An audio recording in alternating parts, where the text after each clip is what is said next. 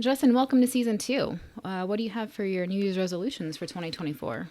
Well, I've never been one for like resolutions, but kind of silently and not calling them resolutions. Okay, that's fair. Probably on the family side, not waste a moment of time that you have, right? Of course. So be more engaged, be more involved, and then on the work side, to make the battalion a place where people want to be, want to go to changes. work. Positive changes, right? So probably just to work harder on those two things would be where I'm at. Those are pretty good ones. Yeah, they're not bad. What about you? I know that my New Year's resolutions aren't drastic and amazing, but what about you? What do you got for this year? Obviously paying attention. That's kind of an inside joke because I don't pay attention as much as I need to. So I'm going to work on that as I do every year, just to putting that out there. Obviously not be so hard on myself. I think that goes every year as well. And I do. I try to give it my best. Yeah. But it's hard sometimes. And be resilient as I can. I think that's important, and I'm always working on that. So, as you should be, as we all should be. Yeah. But I look at paying attention. Like I don't know many people that operate as fast as you in the work environment. And I can only imagine it's that way at home as well. So I can give you names of people who think I need to pay attention. Pay attention. There's a list. Is it like there's a list? Write it on the board behind me. All right. Welcome back to GI and a Cup of Joe. Once again, I'm here with Annie T. Just a regular girl, and I'm here with Justin C. Just a regular guy. In this podcast, we'd like to take off the rank and get right down to just being a regular person who made a random decision to wear a uniform in the Idaho Army National Guard. All of us come from very different backgrounds, but we do have one common goal: to better our future. Not just to better our future for ourselves, but for our families and the ones we love. We encourage you to listen to each story and see how regular people with average grades, average attitudes, and common fears about their future find their strength and their ability to be resilient and to be able to accomplish extraordinary things. Welcome to season 2.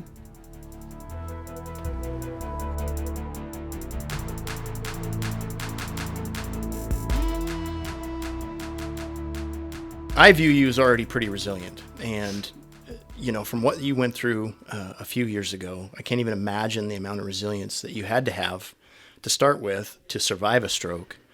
Do you mind sharing your story a little?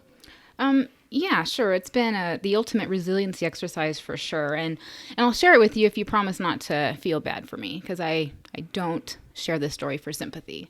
Okay. Promise? Yeah, I don't care about you. Got it. Thanks. So on June 21st of 2021, the first day of summer, of course, I survived a stroke that left the right side of my body completely paralyzed. I went from being a completely independent person to a complete dependent person in a matter of hours. I did spend a few days in the ICU. I had to learn how to walk again, how to go up and down the stairs, how to get dressed. I basically had to start over. It was pretty frustrating, scary, but I can tell you that I did make the most of it. And I look back at my time in the hospital, and I truly did have fun, honestly. I got along with the nurses really well.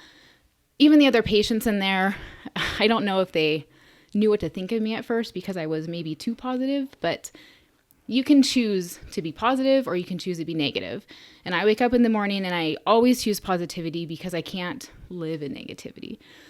That's just how I've always been. I still have things that I have to deal with for the rest of my life. I feel like I'm about 85% recovered, but my goal is definitely 90. So I'm still doing things that help my recovery. But let me tell you why I was so positive. When I went in there, I was obviously scared. I was at the Elks Rehab Hospital in downtown Boise, and there was a guy there. He was a patient. I think he came in like 2 days after I was admitted. And he was your stereotypical biker guy. He was super burly, tall, sleeve tattoos, just fit the part. But he was a whiny baby. He was so whiny. Oh. He sat in his wheelchair. He was paralyzed on I think the same side that I was. So something similar had happened to him. But he would sit in his wheelchair with his head down. He would lay in his bed and not even try to have a good day, right? He would he wasn't mean to the nurses, but he definitely did not want to be there. I guess I accepted the fact that I had a stroke, right? I accepted the fact I was paralyzed. I could not change that. So why am I going to sit in my room and cry about everything when I can't change it. Crying is not going to make me not paralyzed. Right. Yep. This guy sat there miserable for probably, I was there with him for 2 full weeks. I don't think I ever saw him smile. I never saw him say thank you. I never saw him try more than he had to in our therapies we had, because we had some group therapy like walking and whatever. Never saw him overachieve. I'm like, man, how can this guy live in such misery? And so I would be over there laughing with my nurses and doing dumb stuff and like trying to move. Obviously I couldn't move, but I just made it fun, right? Even though I was internally miserable. How hard was that to find the positivity, like on a daily basis, weeks after this kicked off for you? Like, that seems like that is a separate, massive challenge besides everything else you're going through. It was. I was devastated when I went to the ER and I was diagnosed with the stroke. And I felt it coming on because I knew I couldn't move. So I knew something had happened. So I was very scared, very devastated for like the first, I don't know, day. And when I was in the ICU for about 3 or 4 days. And even in the ICU, I found the comedy in this because, again, I couldn't change it, right? I cannot change not being paralyzed. So, okay, I'm now left-handed. I've always wanted to be left-handed because I'm a daddy's girl and my dad was left-handed. Well, thank you. Here's my chance, right? So I practiced writing with the left hand, and I mean, I'm not left-handed, so it was terrible. But it was better than my right hand because I couldn't even lift it. So it's just those things. The thing that really devastated me the most was my dance, my ability to dance. And I knew that would be a huge struggle to get back because I need my right side of my balance to dance. Right. So have you danced since? I have. Okay. I have. 2 years later, this past summer, I was on stage with my team for the first time. So you can recover. Recovery is possible. You just have to want it. And I look back and I see that guy. I will never forget him. I don't even know his name. I don't want to know his name. But he did not want to recover. He did not want to get better. So I don't know how he is today. I don't know what disability percentage he's at today. But I look at myself, I'm like, thank God I did the things needed of me. I had a positive attitude. I accepted the help. Yeah. And I'm like 85%. Well, okay. You don't look like you're just 85%. And when you came back, you have been kicking ass the entire time. Your job duties and descriptions never changed. No balls have been dropped. I will tell you a little secret. I wrote the marketing plan that year that I had my stroke, and I wrote the entire thing with my left hand on the computer. Really? Yep, the whole page. There's like 7 pages that I wrote, and it was all with my left hand. It took me so long to do it, but I was determined I was going to get it done, just because that's just how I am. I wanted to get it done. My right hand was worthless. It was giving me more typos than anything, so I just powered it out with my left hand and drove on. And I was still receiving emails from you while you were in the hospital. Yep. So there has to be something to be said for the power of positive thought. Absolutely. It can change everything. I believe it. Everything. I believe it, and you're an example of it. I do have to tell you a funny story, though, that I forgot to tell you. When I was in the hospital, my friend Katie came to visit me, Katie Barnes. Oh, really? And she brings me this tank top, and it says, "I'm not drunk, I've had a stroke."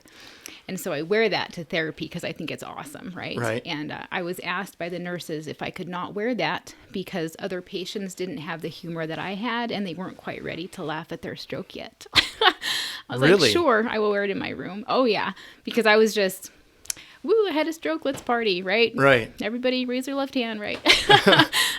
They were okay with you wearing it in the room? I could wear it in the room, but when I had therapy out with everybody else, they didn't find it as funny as I did. So I was like, and it was for the patients. And I honestly think that one guy probably complained about it. Yeah. But there was a few older ladies in there that probably weren't as happy as I was either. So it's just funny. I still have that tank top and I wear it today. So. Do you? Oh, yeah. Of course. Absolutely. It's funny to me. Because you can't fix it. You can't undo it. So how do you go through life without a sense of humor? You can't.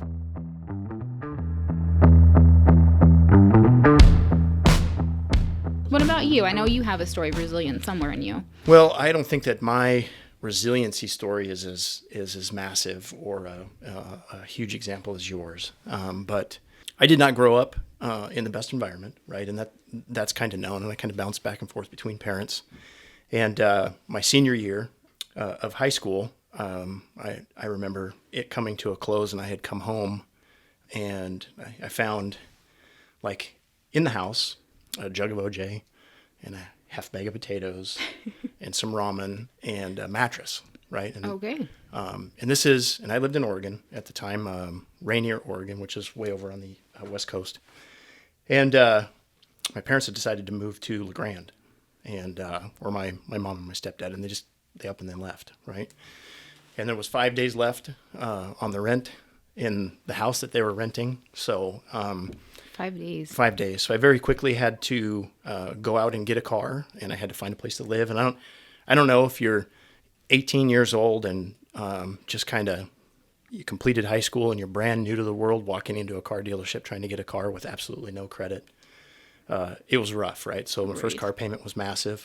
As they all are. But I ended up getting an apartment, and I started building a life off of that. And renting the apartment was $450 a month for a 2-bedroom, right? Vintage prices. Yeah, way vintage.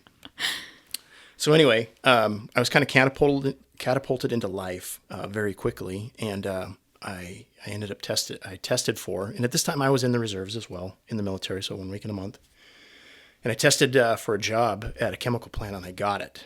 And I was there for 3 years, and it paid very well. And I thought, oh man, my career is set. I only have to do this for, they had a rule of 62 or something there. So whatever my age plus the years that I worked, when it equaled 62, I could leave. Oh, nice. And I could retire. Okay. But it had a 401k plan. It had all these things. It paid very well. All the bells and whistles. Right? Yeah, I started as a laborer, worked myself up in the shipping department. Anyway, 3 years into it, being so new at life, still, I'd already started a family, but I'd made some mistakes in this employment, and I managed to get myself let go. Oh, no. And I remember the drive home, and I had 2 kids already and had another one on the way. And I remember the drive home and the conversation I was going to have, like, I don't have a job anymore. And I was the sole income, right? No. So that was just, and I know this probably happens to a lot of people, right? But for me, that was a massive turning point for me. Because up to that point, you have these like, oh man, life is so easy, right? Look, I landed this job. Look at what I'm doing. It's, oh man, why do people complain, right? Seems so easy. And then I got handed these cards, which I dealt to myself, right? And it was devastating. No job, no insurance, no more 401k. It all just went away just like that. And I remember it took me 21 minutes to drive home. That was the drive from the longest work site. drive ever. Oh man, it was horrible because you're running through everything that you have to say, right? And how you're going to handle it. And I remember it lasted for about 12 hours, and then I immediately started, and this will date you, right? You're looking in the newspapers, you're looking, because this is early 90s. For some of you that, we did not have cell phones or internet. The late 1900s. Right. So you're looking in papers for jobs, and you're talking to people. And I remember I got picked up working construction, building gas stations. As a laborer, and then I worked myself into an equipment operator. But in the evenings, I was driving armored truck out of Portland, Oregon. And then on the weekends, I was working in the drug exclusion zone in Northeast Portland. Wow. As a reserve police officer. Within 6 months, I had 3 jobs that I was working. And I was working pretty much around the clock. So the alarm went off at 4 o'clock in the morning, and I didn't make it home until about 12:15 every night. And then on the weekends, which was my days off from the other 2 jobs, I would do 12 hours in the drug exclusion zone in Portland. And that's how, and all of those together made the one paycheck that I got. Wow. Right, from my previous job. So it went on for 3, 4, 5 years, something like that. And I decided to pick up and move closer to family in Idaho. And I got hired with the state out here in Idaho. And I remember my first paycheck when I came to the Guard full time. And it's not always about the paycheck, right? But it is when you're raising a family, right? Yep, absolutely. And I just remember when I got hired out here full time and I saw the paycheck, it's like that's kind of when I felt like my life had started, and it kind of reset everything. And just look back at that time, and, and when I talk to other soldiers and I talk to other people when they're going through struggles, I look back on that time and the things that you had to do to manage to get by. And I think that everybody has to have a reserve of resilience naturally inside of them. And if you can't tap into that, or if you don't have the ability to lean on that when times get tough, I just look back at all the points in time during that 3 to 5 year span where things could have went sideways and I wouldn't have ended up here, or would have lost another job. But you never gave up in that time span. Absolutely. You did what you needed to do for your family, for your life. Moving forward. And that's been the thing, like every decision you make now moving forward, it's like, okay, is this decision going to get me to this spot again? Sure. Right? Because I'm going to avoid that decision. Right. So. Learned your lesson early. Absolutely. So, again, not as... I think it's just an important. I think it's just an important, because you did never give up. Just right. like I never gave up, you never gave up. Absolutely.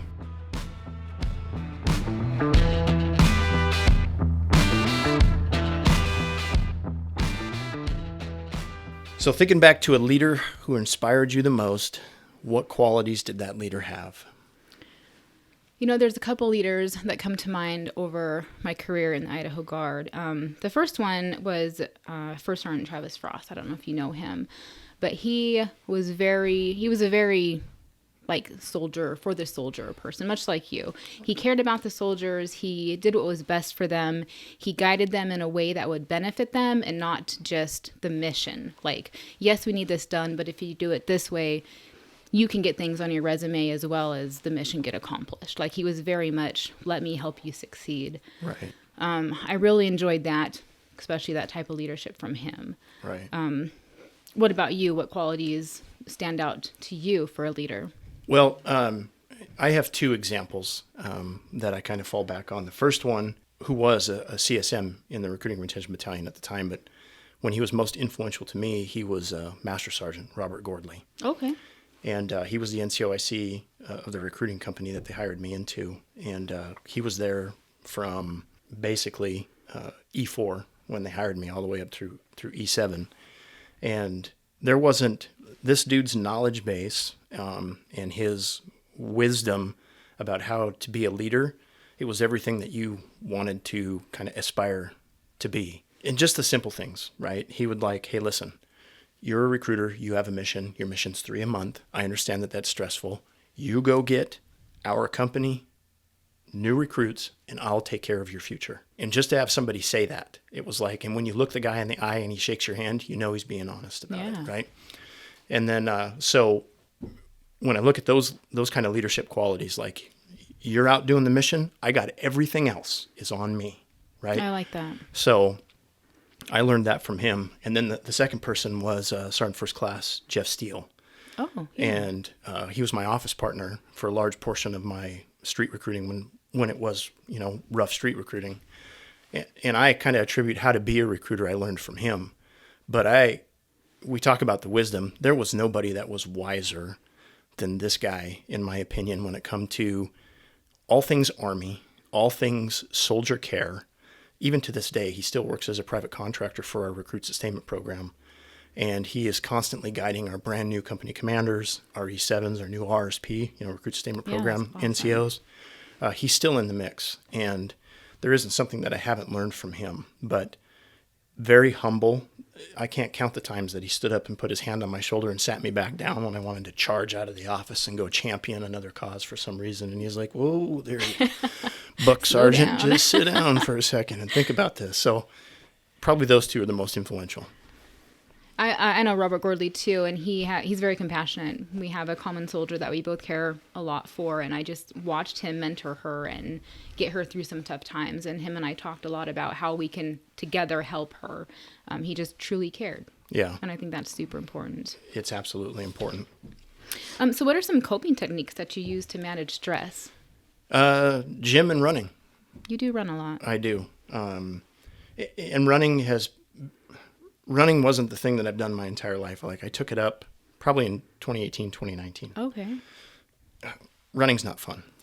It's absolutely not fun. But once you do it for a while, you begin to enjoy it. But lifting weights has been something that I've always been into since 95, 96. So that's my time. Like, I get up in the morning when everybody else is asleep, and I put together just enough stuff in my own home gym, in the stall in the garage, and that's my time to get my head right? You get the endorphins, you get all that stuff kind of flooded into your body, and it wipes everything away, and you can come in, you can handle the day, and it's noticeably like my energy is lower. when I skip a day at the gym or I don't run. Yeah. So for me, that's what I do. I used to do a lot of that too before I had my stroke. Obviously, my exercise patterns and habits have changed since my stroke. And since I can't run anymore, it's a funny thing what I do, but I just kind of sit in the couch and play my Bejeweled game and my Solitaire game. Right. Because it's mindless. It takes no thinking. You just press buttons and play the game, and it takes no thinking, and I can sit and just relax. I used to be a runner too. I used to go for runs. I used to walk out of my front door and run 5 miles. And obviously that's not an option anymore. Right. So I had to find something easier to keep, And I do a lot of cooking too. I bake with my daughters. So if we have the stuff in the kitchen to bake, we'll bake something together. Just again, something mindless. I need to just clear my brain, think of something else. And I did hear something funny too. If you are super stressed or can't handle your stress that you're dealing with, if you eat something sour, it triggers your brain to think of something else. What? So try that. Yeah, try that. Find something really sour, like a Warhead or a Sour Patch Kid or something sour, but you'll stop being stressed because your brain is like, what is a sourness? And for like a couple minutes, you'll be focused on the sourness. Try it. Okay. I've read multiple articles about it because I didn't believe it. And so I started researching it, and then I saw a TikTok on it. I'm like, oh my gosh, this is true.